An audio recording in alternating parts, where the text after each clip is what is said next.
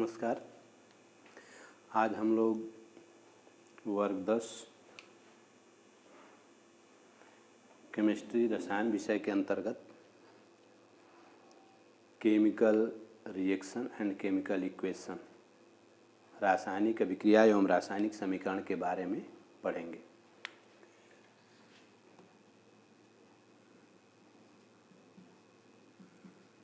रासायनिक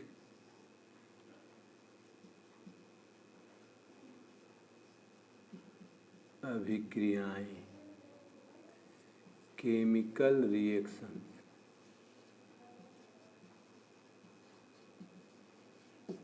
पहले जो है हम लोग रासायनिक अभिक्रिया के बारे में जानेंगे। रासायनिक अभिक्रिया का परिभाषा हम देते हैं, वह प्रक्रिया जिसमें कोई नया पदार्थ नए गुण के साथ बनता है।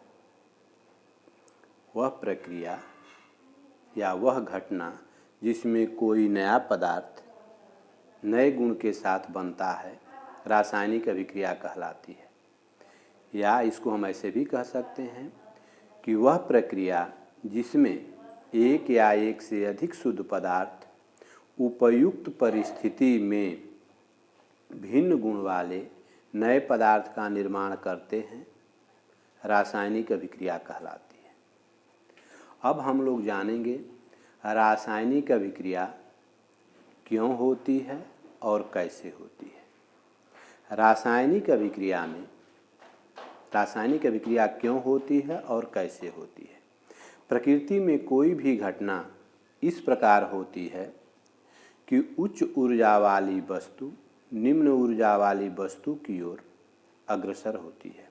यानी उच्च ऊर्जा वाली वस्तु जो होती है वह निम्न ऊर्जा वाली वस्तु में परिवर्तित होने की प्रकृति रखती है। उसके अंदर ऐसा गुण होता है कि उच्च ऊर्जा वाली वस्तु जो है वो निम्न ऊर्जा वाली वस्तु में बदले।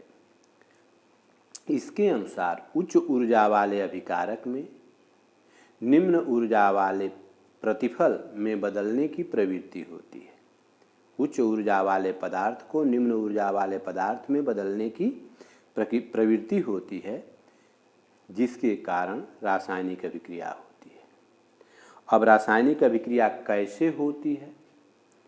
तो रासायनिक अभिक्रिया में जो अभिक्रिया में भाग लेने वाले पदार्थ होते हैं, उनके परमाणुओं के बीच के बंधन टूटते हैं और जो नए पदार्थ बनते हैं उनके परमाणुओं के बीच नए बंधन बनते हैं। इस प्रकार परमाणुओं के बीच बंधन के पुनर्व्यवस्थापन, बंधन के पुनर्निर्माण के कारण रासायनिक अभिक्रियाएं होती हैं। बंधन का पुनर्निर्माण होता है, इस प्रकार रासायनिक अभिक्रियाएं होती हैं। यानी रासायनिक अभिक्रियाएं क्यों होती हैं और रासायनिक अभिक्रियाएं कैसे होती हैं। तो रासायनिक अभिक्रियाएं क्यों होती हैं? क्योंकि उच्च ऊर्जा वाले पदार्थ को निम्न ऊर्जा वाले पदार्थ में बदलने की प्रवृत्ति होती है। उसके बाद कैसे होती हैं?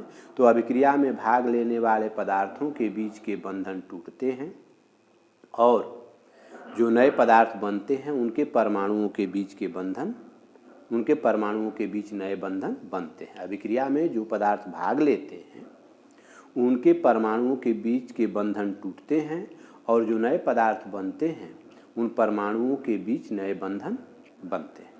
इस प्रकार रासायनिक अभिक्रिया होती है। अब यहाँ हम लोग को जानना है कि रासायनिक अभिक्रियाओं की कैरेक्टरिस्टिक्स, इसके जो है गुण क्या हैं, या हम कैसे जानेंगे कि रासायनिक अभिक्रिया हो रही है। तो किसी रासायनिक अभिक्रिया के होने की सूचना देने वाले मुख्य रूप से 4 कारक हैं। रासायनिक अभिक्रिया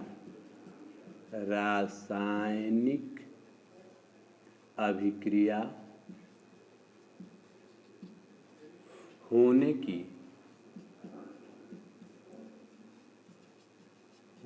की सूचना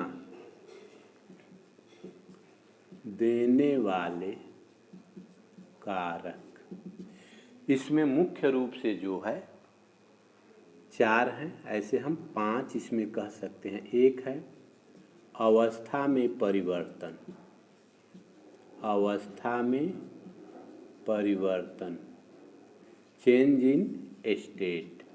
जब किसी पदार्थ की अवस्था में परिवर्तन हो या एक पदार्थ दूसरे पदार्थ में परिवर्तित हो, उसकी अवस्था बदल जाए, अवस्था में परिवर्तन हो, तो हम कहेंगे कि रासायनिक अभिक्रिया हो रही है या रासायनिक अभिक्रिया हुई है।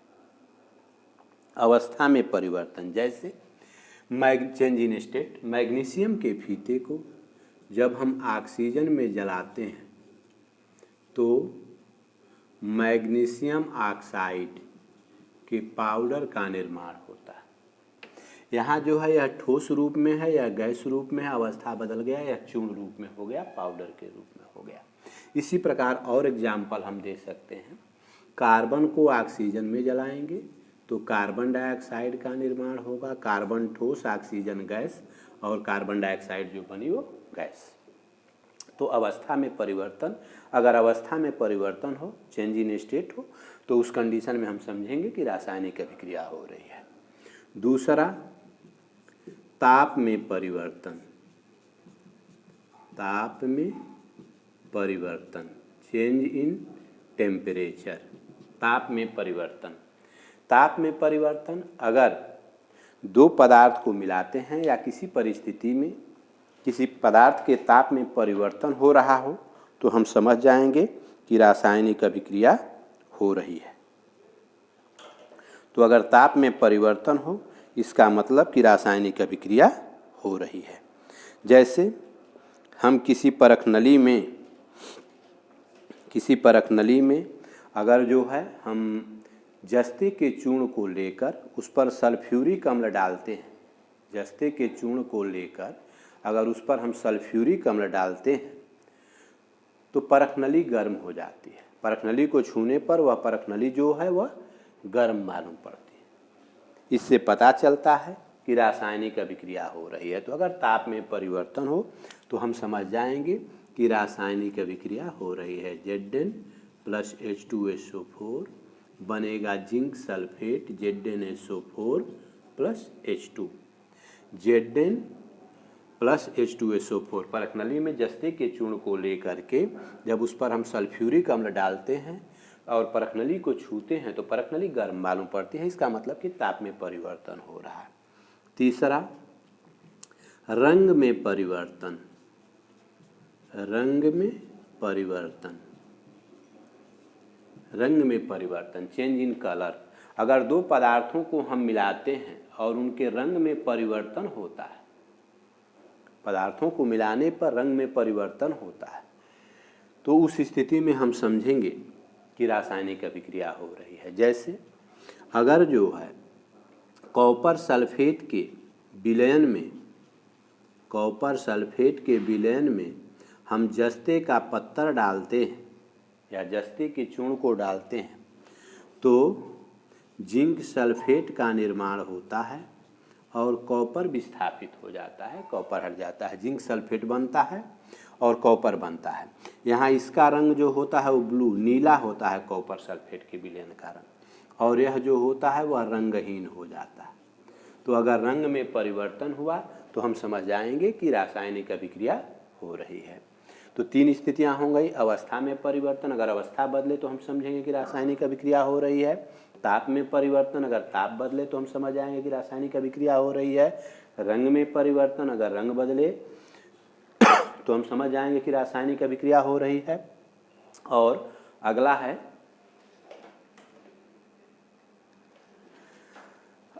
है चौथा,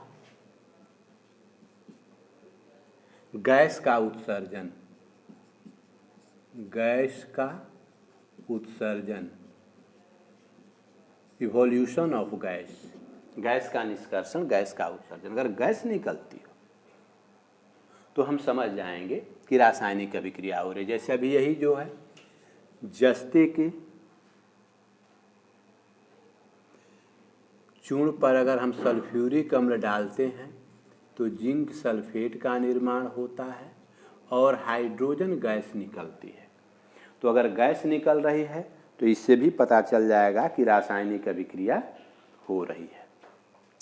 तो इस तरह से चार स्थितियां हुई। और पांचवा यह भी एक अवस्था में परिवर्तन से ही जैसा है, इसमें है अवक्षेप का निर्माण, फॉर्मेशन ऑफ प्रेसिपिटेट, अवक्षेप का निर्माण, फॉर्मेशन ऑफ प्रेसिपिटेट, अवक्षेप का निर्माण, यहाँ प्लस उष्मा लिखिए।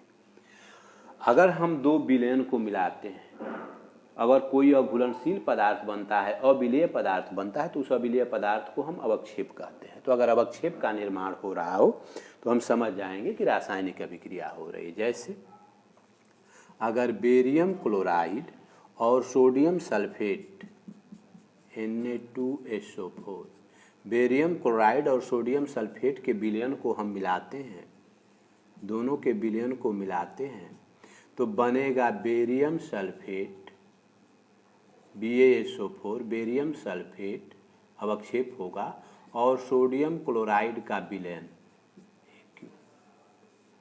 तो इस तरह से 5 स्थितियां हैं जो रासायनिक अभिक्रिया होने की सूचना देती है।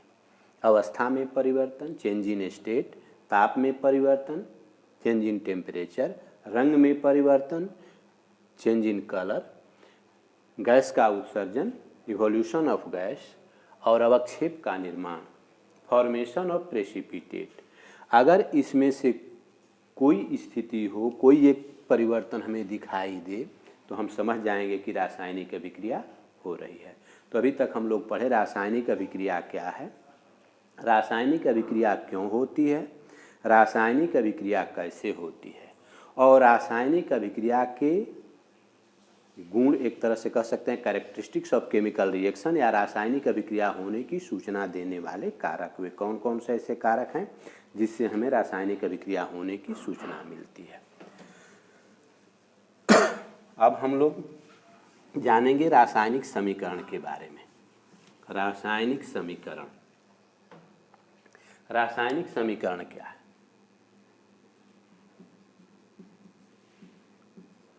रासायनिक समीकरण,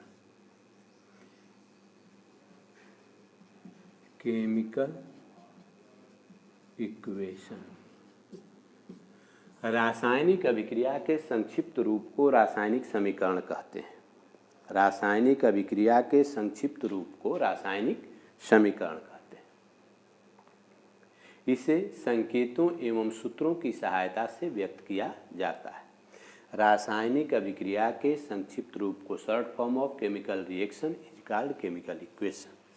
रासायनिक अभिक्रिया के संक्षिप्त रूप को रासायनिक समीकरण कहते हैं। इसे संकेतों एवं सूत्रों की सहायता से व्यक्त किया जाता है।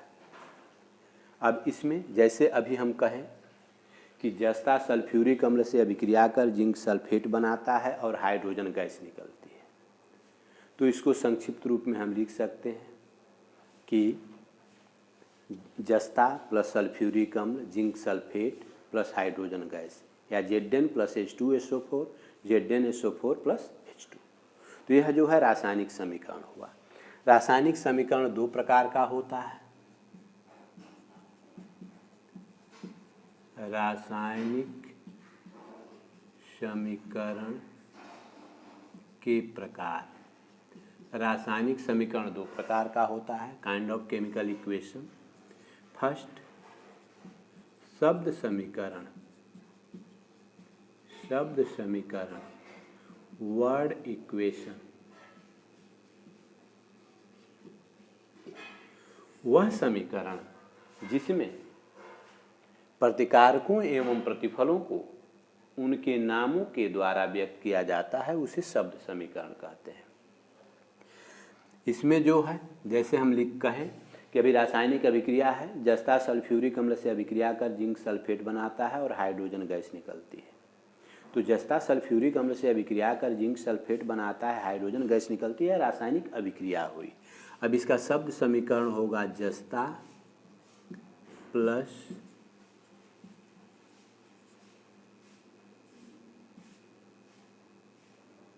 जस्ता प्लस सल्फ्यूरिक अम्ल बनेगा क्या?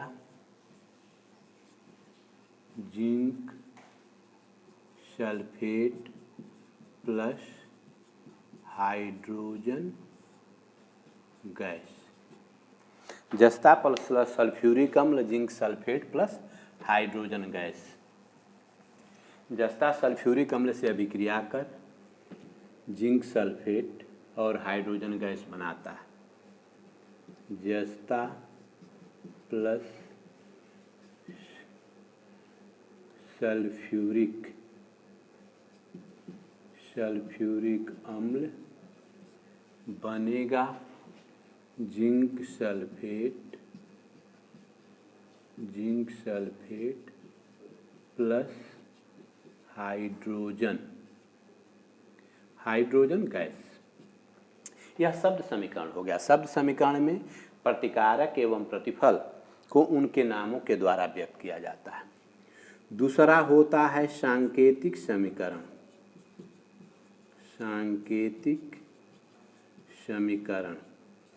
सिंबॉलिक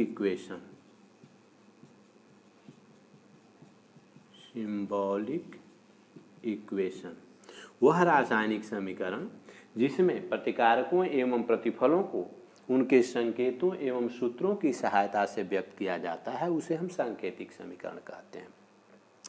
जैसे अब इसी का सांकेतिक समीकरण होगा Zn plus H2SO4 ZnSO4 plus H2। यह सांकेतिक समीकरण हो गया। तो वह रासायनिक समीकरण जिसमें प्रतिकारकों एवं प्रतिफलों को उनके नामों से व्यक्त किया जाता है, उसे हम शब्द समीकरण कहते हैं, और जिसमें संकेतों एवं सूत्रों की सहायता से व्यक्त किया जाता है, उसे सांकेतिक समीकरण कहते हैं। अब यहाँ एक चीज़ हम लोग जान लें कि प्रतिकारक एवं प्रतिफल किसे कहते हैं। रासायनिक अभिक्रिया में भाग लेने वाले पदार्थ प्रतिकारक या अभिकारक कहलाते हैं। प्रतिकारक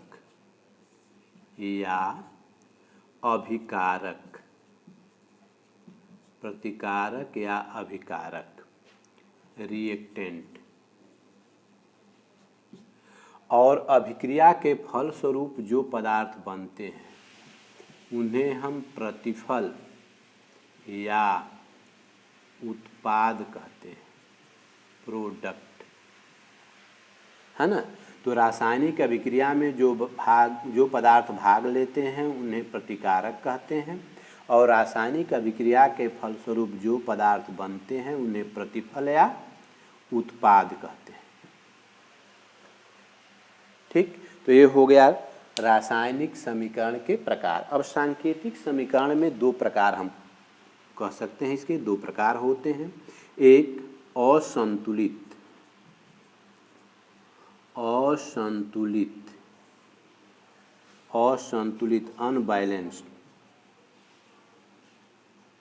असंतुलित रासायनिक समीकरण, इसे कंकाली समीकरण भी कहा जाता है, या कंकाली। यह केवल ढांचा को बताता है, कंकाली,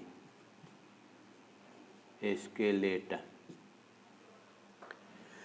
वह रासायनिक समीकरण जिसमें प्रतिकारक एवं प्रतिफल में अवयवी तत्वों के परमाणुओं की संख्या बराबर नहीं होती है। अगर प्रतिकारक एवं प्रतिफल दोनों तरफ में अवयवी तत्वों के परमाणुओं की संख्या बराबर नहीं हो तो उसे हम असंतुलित समीकरण कहते हैं, कंकाली समीकरण। यह ढांचा को केवल बताता है। जैसे H2 प्लस O2 H2O। अब यहाँ हाइड्रोजन के दो परमाणु हैं, प्रतिकारक में ऑक्सीजन के दो परमाणु हैं। प्रतिकारक में हाइड्रोजन के दो परमाणु और ऑक्सीजन के दो परमाणु, और प्रतिफल में हम देखें तो इसमें हाइड्रोजन के दो परमाणु और ऑक्सीजन का एक परमाणु है। तो यहाँ हाइड्रोजन के परमाणुओं की संख्या तो बराबर है, लेकिन ऑक्सीजन के परमाणुओं की संख्या बराबर नहीं है, इसलिए यह होगा असंतुलित रासायनिक समीकरण। तो वह रासायनिक समीकरण जिसमें प्रतिकारक एवं प्रतिफल में अवयवी तत्वों के परमाणुओं की संख्या बराबर नहीं होती है, उसे हम जो है असंतुलित रासायनिक समीकरण कहते हैं।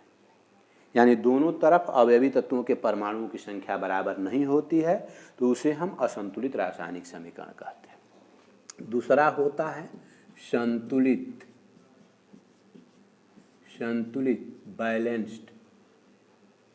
बैलेंस्ड वह रासायनिक समीकरण जिसमें प्रतिकारक एवं प्रतिफल दोनों में अवयवी तत्वों के परमाणुओं की संख्या बराबर होती है, यानी दोनों तरफ अवयवी तत्वों के परमाणुओं की संख्या बराबर होती है, उसे हम संतुलित रासायनिक समीकरण कहते हैं। अब इसी का संतुलित रासायनिक समीकरण होगा 2H2 + O2 2H2O। अब यहाँ हाइड्रोजन का 4 परमाणु हो गया प्रतिकारक में, 2 दूनी 4, और ऑक्सीजन का 2 परमाणु। प्रतिकारक में हाइड्रोजन के 4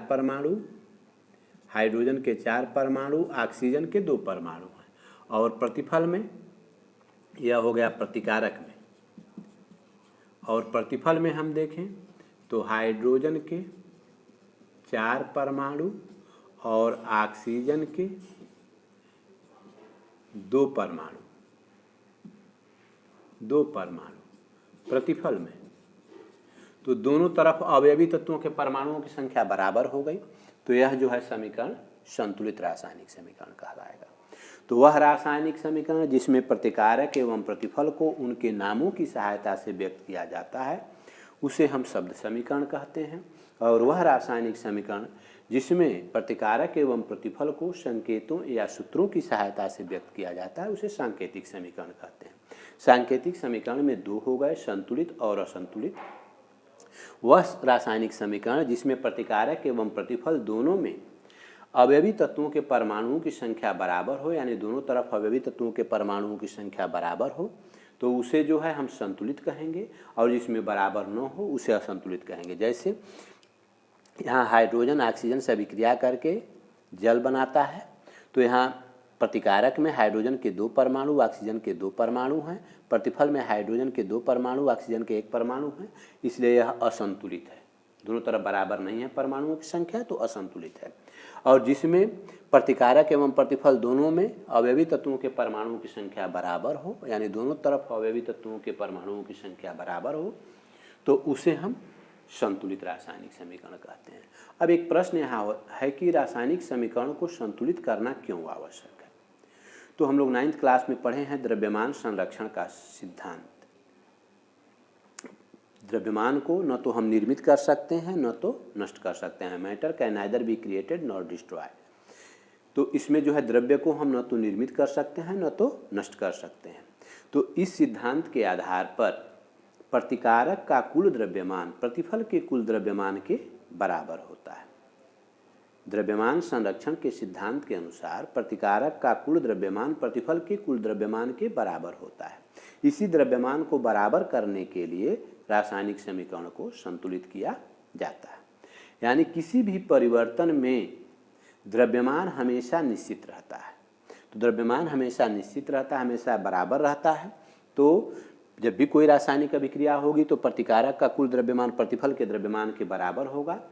तो इस द्रव्यमान को बराबर करने के लिए रासायनिक समीकरण को संतुलित किया जाता है। अब हम लोग जान लें कि रासायनिक समीकरण को लिखा कैसे जाता है। तो किसी भी रासायनिक समीकरण को लिखने के लिए प्रतिकारकों के बीच प्लस चिन्ह, जोड़ का चिन्ह दे करके बाईं तरफ लिख लिया जाता है, और प्रतिफल के बीच जोड़ का चिन्ह प्लस चिन्ह दे करके दाईं तरफ लिख लिया जाता है। प्रतिकारकों के बीच रासायनिक समीकरण को लिखने में 3 स्टेप पर ध्यान देना है हम लोग को। सबसे पहले प्रतिकारकों के बीच प्लस चिन्ह देकर बाईं तरफ लिख लेंगे, प्रतिफल के बीच प्लस चिन्ह देकर दाईं तरफ लिख लेंगे, और प्रतिकारक एवं प्रतिफल दोनों के बीच तीर का निशान दिया जाता है, जिसका तीर वाला सिरा प्रतिफल की ओर होता है।